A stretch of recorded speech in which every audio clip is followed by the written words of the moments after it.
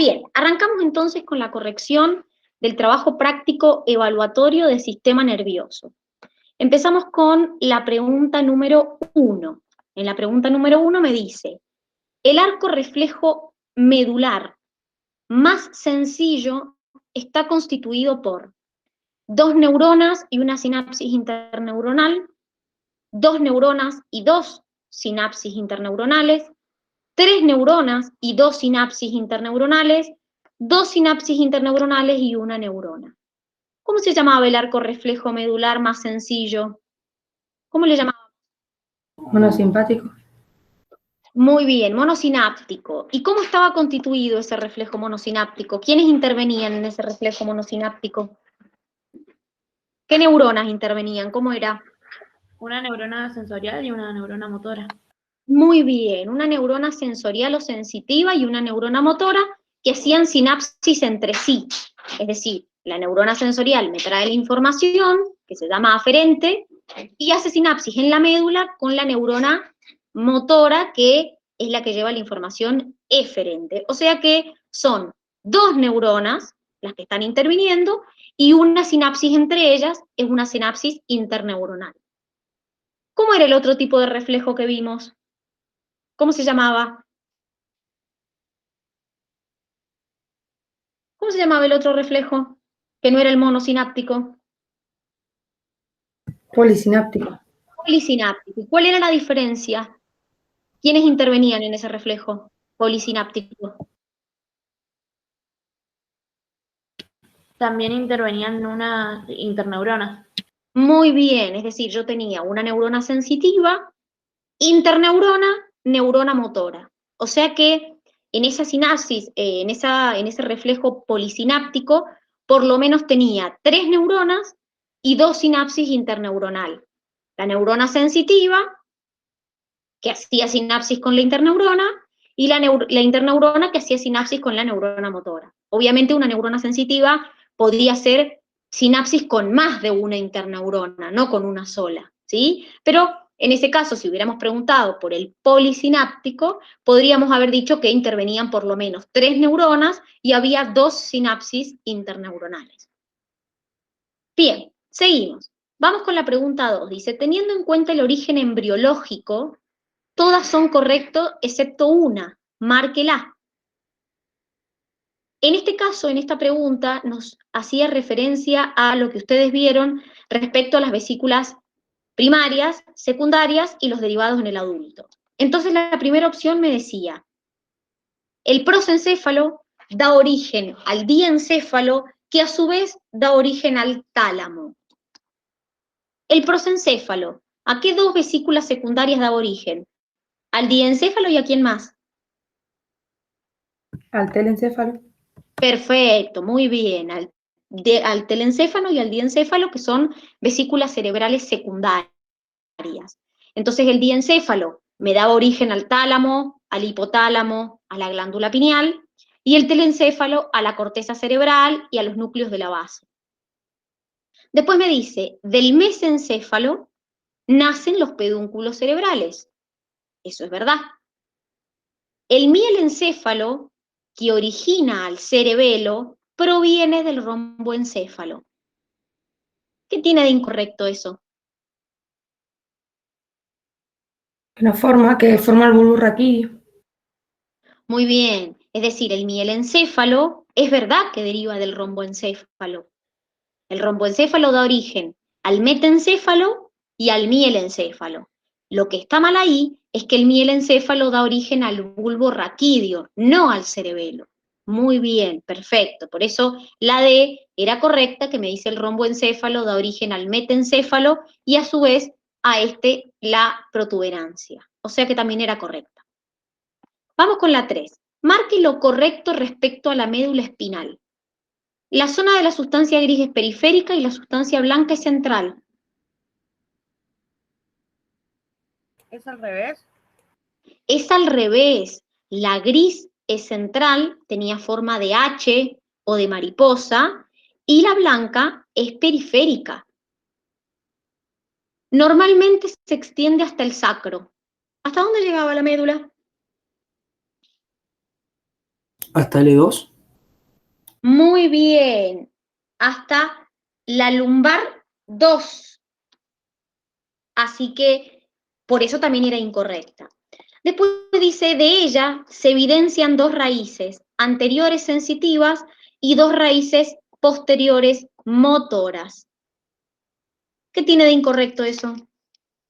Que también está al revés, las sensitivas son posteriores y las anteriores son motoras.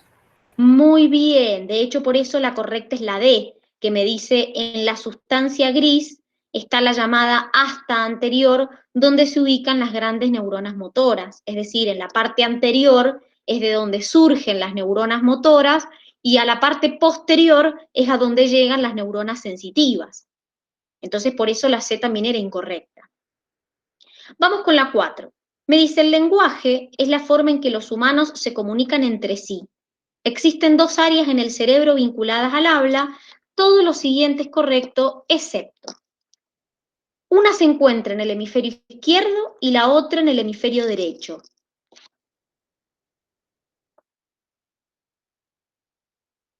¿Qué tiene de incorrecto eso? Están las dos en el hemisferio izquierdo. Muy bien, las 2 áreas, el área de Broca y el área de Wernicke, están en el hemisferio izquierdo. Ahí hay una chica que también es verdad, me dijo pero en realidad el hemisferio derecho interviene en el habla en la parte de la prosodia. Y es verdad, o sea, por ese sentido es verdad. Lo que pasa que esta pregunta hacía referencia a principalmente las áreas de la comprensión y las áreas del movimiento de la lengua, de los labios, de las cuerdas vocales, que son el área de Broca y de Wernicke. Y tanto el área de Broca como de Wernicke están en el hemisferio izquierdo. Me dice, una lesión en el área de Wernicke produce una afasia sensorial. ¿Qué pasaba en esa lesión? Cuando una persona tenía una lesión en el área de Wernicke, ¿qué le pasaba a esa persona? Hablaba fluido, pero decía incoherencias. Muy bien, no tenía la capacidad de comprender, muy bien. Ambas áreas se encuentran comunicadas entre sí por el fascículo arcuato, eso es verdad. Una lesión en el área de Broca permite la comprensión, pero no permite el habla, o el habla es muy lenta. ¿Cómo se llamaba esta afasia en el área de Broca?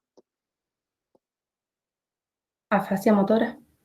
Muy bien, afasia motora, es decir, la persona iba a tener un problema en el movimiento de la lengua, las cuerdas vocales, los labios, no tanto, no en la comprensión, sino en el movimiento de esas estructuras. Vamos con la pregunta número 5. Me dice, respecto al líquido cefalorraquídeo, marque la opción incorrecta. Es un líquido que circula por los ventrículos, un sistema de cavidades en el interior del céfalo y la médula. Lleva nutrientes y linfocitos a diferentes partes del sistema nervioso central. Circula entre la dura madre y la aracnoides, se produce en los plexos coroideos y en menor proporción en el epéndimo. ¿Por qué está incorrecta la C? Porque circula entre la pia madre y la aracnoides. Muy bien, entre la aracnoide y la pía madre. ¿Y cómo se llamaba ese espacio donde circulaba? Subaracnoideo. Muy bien, perfecto. Recuerden que nuestro sistema nervioso se caracteriza porque tiene muchas protecciones. Es decir, no solamente tiene la protección de los huesos, como el cráneo o las vértebras, sino que debajo de esos huesos yo tengo las meninges, dura madre, aracnoide y pía madre, y entre las meninges tengo el líquido cefalorraquídeo. O sea que nuestro sistema nervioso central se encuentra bien protegido, ¿sí? Y esa también es una característica de, cuando estuvimos hablando de los distintos sistemas nerviosos, eso también es una característica de que nuestro sistema nervioso es más evolucionado, porque está protegido. No solamente por huesos, sino por meninges y además por el líquido cefalorraquídeo. Que el líquido cefalorraquídeo me protegía de los impactos, también transportaba nutrientes, transportaba linfocitos del sistema inmune. Entonces, bueno, nuestro sistema nervioso, en conclusión, está protegido. En otros animales esto no pasa. Vamos con la pregunta 6. Marque la opción correcta sobre el sistema nervioso autónomo simpático. Sobre el corazón produce aumento de la frecuencia cardíaca y disminución de la fuerza de la contracción del miocardio. ¿Qué estaría incorrecto ahí? Que no disminuye la fuerza de la contracción del miocardio. En Muy realidad bien, aumenta. muy bien. El sistema nervioso simpático aumenta la fuerza de la contracción del miocardio, que el miocardio es el músculo que forma la pared del corazón. ¿Y qué pasaba con el parasimpático en el miocardio? No tenía efecto. Muy bien, es decir, el sistema nervioso parasimpático no tenía efecto sobre las paredes del miocardio, tampoco tenía efecto sobre las paredes de los vasos sanguíneos. Produce dilatación de las pupilas, lo que disminuye el estímulo a los fotorreceptores de la retina. ¿Dilata las pupilas, sí o no? El sistema nervioso Sí. simpático. Bien, me produce una dilatación de las pupilas. Si las pupilas se dilatan, ¿entra más luz o menos luz? Más. Quiere Más. decir que si entra más luz, me aumenta el estímulo a los fotorreceptores. Ya lo vamos a ver en la unidad que sigue, que es órganos sensoriales, que nosotros tenemos fotorreceptores, que son receptores de luz, que justamente van a captar el estímulo lumínico. Entonces, si dilato las pupilas, entra más luz, hay un aumento al estímulo en los fotorreceptores, no una disminución. Estimula el peristaltismo intestinal, estimula la contracción de los músculos del tubo digestivo. No lo ¿Qué estimula, pasa? lo inhibe. Bien, recuerden que el peristaltismo está controlado principalmente por el sistema nervioso parasimpático. El proceso digestivo en general está controlado por el sistema nervioso parasimpático. El sistema nervioso parasimpático no solamente te estimula el peristaltismo, sino que también te estimula la secreción de jugos gástricos, la secreción de enzimas. Entonces, quien principalmente controlaba nuestro sistema digestivo es el sistema nervioso parasimpático, no el simpático. Y la última, que era la correcta, me dice si activa frente a situaciones que requieren reacciones de huida o lucha. Entonces, claramente, yo voy a querer salir corriendo, entonces se van a dilatar mis pupilas, se van a dilatar mis bronquios, va a aumentar mi frecuencia cardíaca, mi presión arterial, va a aumentar el flujo de sangre a estructuras que son importantes para huir, como los músculos o el hígado, va a disminuir el flujo de sangre a otros lugares, como por ejemplo el sistema digestivo o los riñones, que no son necesarios en ese momento de la huida, no son esenciales en el momento de la huida, y eso es lo que se conoce como reacción de huida o lucha. Entonces, todos estos efectos del simpático se deben a eso, a que yo voy a priorizar aquellas estructuras que me permitan justamente salir corriendo. En la pregunta 7 me dice, ¿es correcto afirmar que todo lo siguiente excepto? La planaria tiene una cefalización rudimentaria con 2 cordones nerviosos y 2 ganglios anteriores. Los anélidos presentan 2 cordones nerviosos fusionados en la zona ventral. Los vertebrados presentan un sistema nervioso más desarrollado, ubicado en la zona ventral. Los artrópodos tienen un cordón nervioso ventral doble y puede tener ganglios nerviosos en la región cefálica. ¿Por qué está incorrecta la C? Porque es la zona dorsal. Muy bien, recuerden que los vertebrados justamente nos caracterizamos porque el sistema nervioso, en vez de estar en posición ventral, está en posición dorsal, a diferencia de la mayoría del resto de los animales que tienen su sistema nervioso en posición ventral. Más allá de que nuestro sistema nervioso está más desarrollado, también se diferencia por la ubicación que tiene. Vamos con la 8. Una persona sufre un accidente en el cual sufre un traumatismo encefalocraniano en la base del cráneo. Presenta cambios en la tensión arterial, la respiración y disminución de la frecuencia cardíaca. Lo más probable que el daño se encuentre en cerebelo, corteza, bulbo raquídeo o hipotálamo. ¿Por qué en el bulbo? ¿Por qué es correcto bulbo raquídeo? Porque tenía como terminaciones que eran vitales. Porque el bulbo raquídeo se encarga del control de procesos que son vitales para la supervivencia. Por ejemplo, el latido cardíaco, la respiración, la presión. Entonces, por eso un golpe en el bulbo raquídeo puede llegar a ser fatal. ¿Y el cerebelo? ¿De qué se encargaba, por ejemplo? De la coordinación. Muy bien, del equilibrio, de la coordinación de los movimientos. ¿El hipotálamo? ¿Qué me regulaba, por ejemplo? La temperatura. La homeostasia. Muy bien, la temperatura. Y en el caso de la corteza, si ustedes se fijan, no me aclara qué área de la corteza se puede haber lesionado. Porque no es lo mismo que se golpee la parte occipital, que se golpee la parte frontal, que se golpee la parte lateral. Es decir, tampoco especificaba qué área de la corteza cerebral se podía haber golpeado, porque también eso va a depender del efecto que pueda producir. No es lo mismo que se golpee, acá dice que la base del cráneo, y lo más probable es que si es la base del cráneo, ¿qué corteza tengo cerca de la base del cráneo? La visual. Exactamente, entonces lo más probable es que en caso de que haya un daño en la corteza cerebral, sea la corteza occipital, que es la corteza visual. Es lo más probable por la ubicación del golpe. O sea que tendría afectada su visión, no tendría afectada la presión arterial o la respiración. Bien, vamos con la pregunta número 9. Todas las siguientes características anatómicas y funcionales del sistema nervioso simpático son verdaderas, excepto: emergen de la zona toracolumbar de la médula. ¿Qué significa esto, toracolumbar de la médula? Que está en la zona torácica y lumbar. Es decir, que las fibras preganglionares, acuérdense que en el sistema nervioso simpático y en el parasimpático yo tenía una fibra preganglionar y una fibra postganglionar.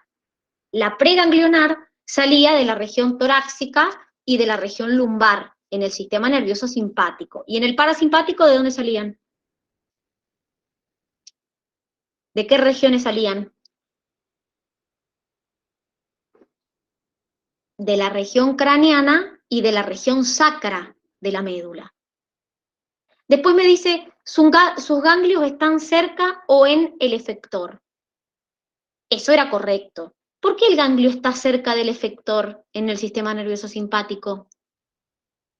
Porque la fibra preganglionar es larga. Muy bien, Nacho, perfecto, porque yo tenía la preganglionar larga, fíjense, tengo preganglionar larga, postganglionar corta, y en el parasimpático era al revés. Es decir, ¿por qué está incorrecto esto? Porque es al revés la pregunta, hice mal la pregunta yo. ¿Por qué es incorrecto esto? Porque en el simpático la preganglionar es corta y la postganglionar es larga. En el parasimpático la preganglionar era larga y la postganglionar era corta. Entonces, en el parasimpático el ganglio está cerca del efector. En el simpático, que es el que me están preguntando, la preganglionar era cortita, entonces el ganglio está cerca de la médula y no del efector. Esa es la diferencia. Entonces, por eso la B era incorrecta. En el simpático, el ganglio está cerca de la médula, no del efector. Su neurotransmisor preganglionar es la acetilcolina y el postganglionar es la noradrenalina. Eso es verdad. Y en el parasimpático, la preganglionar y la postganglionar, ¿qué liberaban? Acetilcolina. Muy bien, acetilcolina los dos, perfecto. ¿Cuál de las siguientes es una función del sistema nervioso parasimpático? Glucogenólisis hepática, contracción de la vejiga, producir la eyaculación del esperma, aumento de la frecuencia cardíaca sobre las paredes de las aurículas. Recuerden que yo les conté que el parasimpático se encarga principalmente de funciones como la salivación, la lagrimación, la digestión, la micción y la defecación. Entonces, el parasimpático, ¿qué hacía en la vejiga? La contrae. ¿Y qué hacía con el esfínter? ¿Cómo? Y relaja el esfínter. Muy bien, contraía la vejiga y relajaba el esfínter uretral. Perfecto, muy bien. A ver, por una cuestión lógica, bueno, las otras ya sabemos que son respecto al simpático, son funciones del simpático, pero acuérdense, si ustedes no se llegan a acordar qué hacía el parasimpático, acuérdense que principalmente se encarga de esos procesos que yo les dije: salivación, lagrimación, digestión, micción y defecación. Una lesión importante en el cerebelo producirá, ahí está un poco lo que estábamos hablando antes, dificultad en la regulación de la temperatura corporal. ¿Quién regulaba la temperatura corporal? Me lo dijeron recién. El hipotálamo. Muy bien.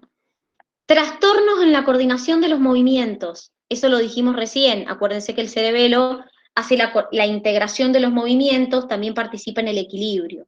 Pérdida de la memoria. ¿Qué estructuras participaban en la memoria? El hipocampo. El hipocampo, la amígdala, el prosencéfalo basal, la corteza prefrontal, pero no el cerebelo. Y la última me dice trastornos de la sensibilidad táctil. ¿Quién procesa la información del tacto? Y acá, bueno.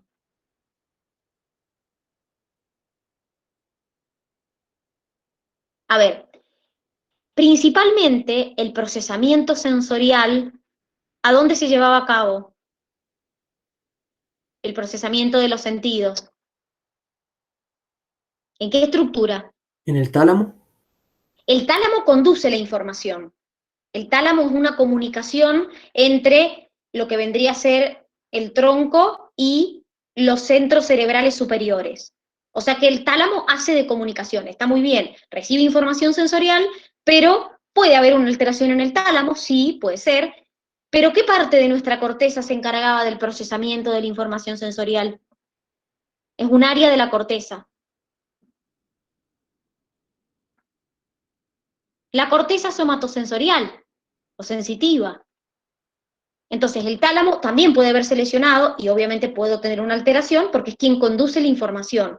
También podría haber tenido un daño en la corteza somatosensorial y también tener un trastorno en algún sentido, ¿sí? Por ejemplo, en el tacto.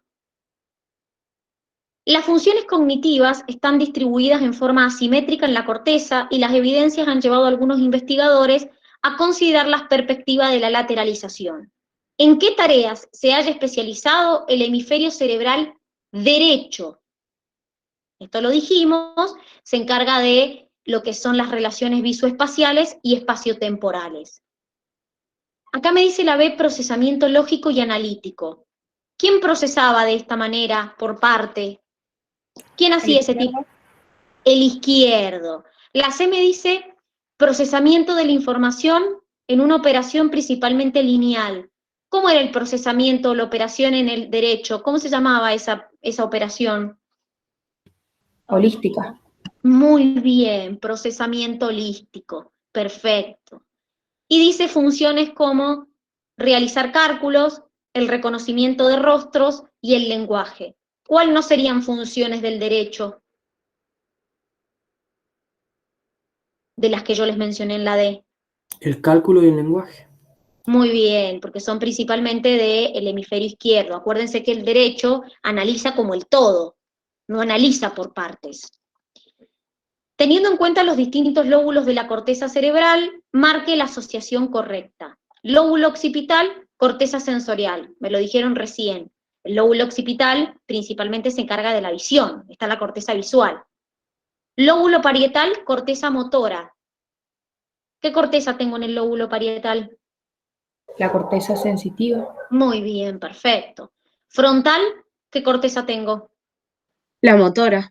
Muy bien, y en el temporal, la corteza auditiva. Recuerden, chicos, que no es que todo el lóbulo frontal es corteza motora o que todo el lóbulo temporal es corteza auditiva, sino que hay regiones dentro del lóbulo temporal o regiones dentro del lóbulo frontal que sirven o que son lugar de la corteza. Entonces, ojo con esto, porque no es que toda la corteza, por ejemplo, frontal, es corteza motora.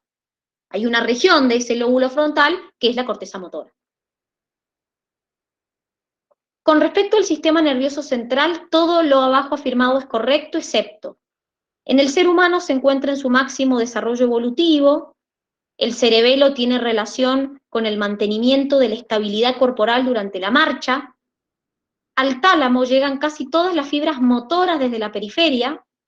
En la zona del bulbo protuberencial se encuentran los centros encargados del control de la respiración y la presión arterial.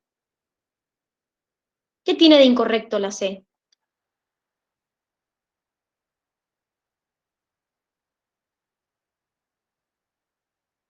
Me lo dijo recién el Nacho, el tálamo. ¿Qué tipo de información procesa? ¿Qué información recibe? ¿Motora? ¿O información de los sentidos? De Sensorial. los sentidos. Exactamente. El tálamo recibe información sensorial. Entonces el tálamo lo que hace es conducir esa información sensorial hacia los centros superiores del cerebro. Entonces el tálamo no recibe fibra motora, recibe fibras sensoriales desde la periferia. Por eso es incorrecta. Acuérdense, me lo dijeron recién, que el bulbo raquídeo es el encargado del control de la respiración, de la presión arterial. El sueño se define como un estado de inconsciencia del que una persona puede despertar por estímulos sensitivos y de otro tipo. De acuerdo a los ciclos normales de sueño, marque la opción que considere incorrecta. En condiciones normales, de la vigilia se pasa al sueño de ondas lentas y de este al MOR. ¿Es verdad esto? ¿Hago vigilia, sol, MOR? Sí. Sí, es correcto. La mayor parte del sueño durante cada noche es de la variedad de ondas lentas. Se trata del tipo de sueño profundo que la persona experimenta durante la primera hora de sueño, después de haber permanecido despierto durante muchas horas. En una noche típica de sueño, un adulto joven primero entra al sol, pasa a través de las etapas 1 y 2, permanece entre 70 y 100 minutos en las etapas 3 y 4, y el sueño se vuelve más superficial pasando al MOR, y luego de 15 minutos vuelvo a entrar en un sueño sol, comenzando un nuevo ciclo. Los ciclos de sueño se repiten a intervalos de 90 minutos a lo largo de la noche, en un promedio de 4 o 5 durante la noche, pero en cada ciclo la duración del sueño MOR decrece y la del sol se incrementa. ¿Qué tiene de incorrecto eso? Porque acá tengo que marcar lo incorrecto. Que el sueño MOR, la duración del sueño MOR se incrementa y la del sol decrece. Exactamente, acuérdense que es al revés. Yo voy haciendo ciclos de 90 minutos y a medida que van transcurriendo esos ciclos, cada vez estoy más tiempo en la etapa MOR y menos tiempo en la etapa sol. Es decir, cada vez el sueño se va haciendo menos profundo. La memoria puede clasificarse según si los recuerdos corresponden a hechos ocurridos en el pasado o la incapacidad de establecer nuevas memorias a partir de un momento dado. Por ejemplo, un paciente puede recordar hechos ocurridos en su infancia, pero es incapaz de recordar el médico que lo atiende día tras día. ¿Cómo se denomina este tipo particular de amnesia? Amnesia anterógrada. ¿Qué sería una amnesia retrógrada? ¿Qué sería una amnesia retrógrada? No recordar cosas que pasaron. Exactamente, muy bien. ¿Una amnesia declarativa?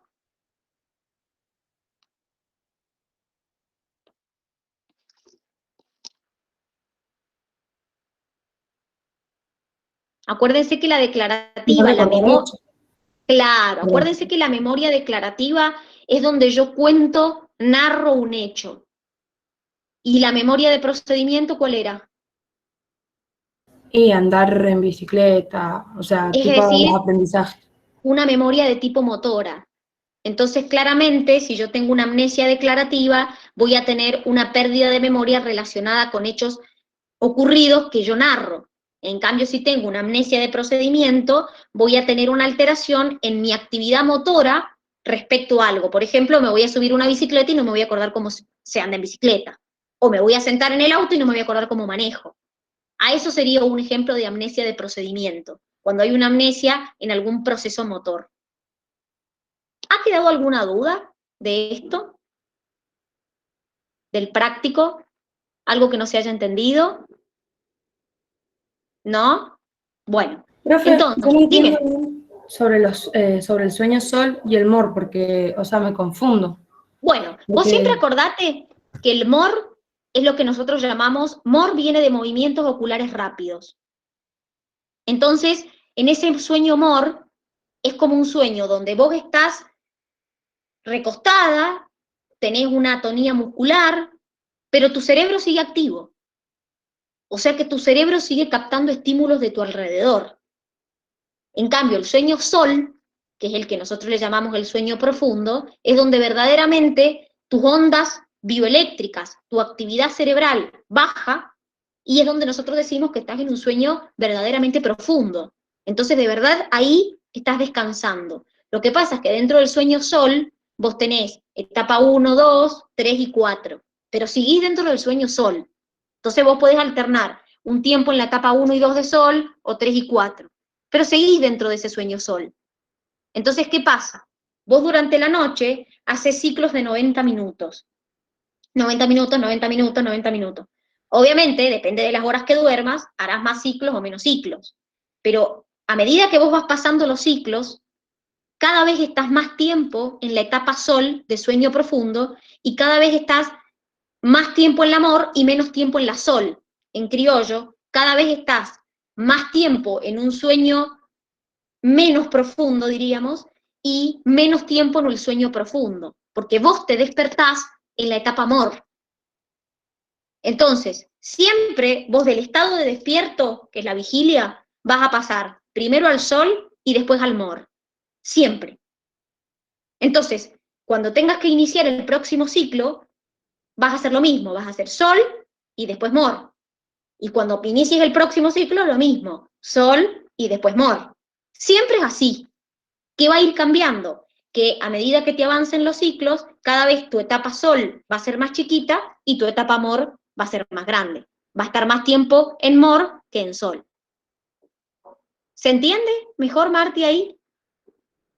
sí, ahora ya lo entendí. Es que no entendía por qué primero era el sol y después el MOR. Pero Porque entendí que siempre, primero profundo. claro, siempre en condiciones normales de la vigilia pasás al sol y del sol al MOR. Siempre. Nunca en condiciones normales pasás de vigilia a MOR.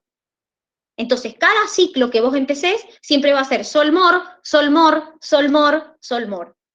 ¿Qué te va a ir cambiando? La duración de cada etapa sol y de cada etapa mor. Eso es lo que te va cambiando. Buenísimo, Vale, profe. ¿levantaste la Gracias. mano por algo? De nada, Sí, Marti. Dime. yo me conecté tarde, entonces no escuché la de la 4. Y en esa tenía Bueno, dudas, no la marqué, en la es- dejé así porque no. Bueno, acordate que las dos áreas del lenguaje, que son las de Broca y la de Guernique, las dos están en el hemisferio izquierdo. Y ahí te dice que hay un área en el izquierdo y otra en el derecho. Ujú. Entonces, por eso es incorrecta, porque Ah. tanto el área de Broca como el de Guernique, que son las dos áreas del lenguaje, están en el hemisferio izquierdo, no una en el izquierdo y otra en el derecho. Ok. ¿Se entiende? Sí, sí, eso, tenía Bien. dudas. Buenísimo, buenísimo. Bueno, muchachos, hemos llegado hasta acá, que tengan un lindo fin de semana y el lunes arrancamos con órganos de los sentidos. Nos vemos el día lunes. Chau, chau, buen fin de semana. Bueno, vemos. Chau, chau, nos vemos. Chau, chau.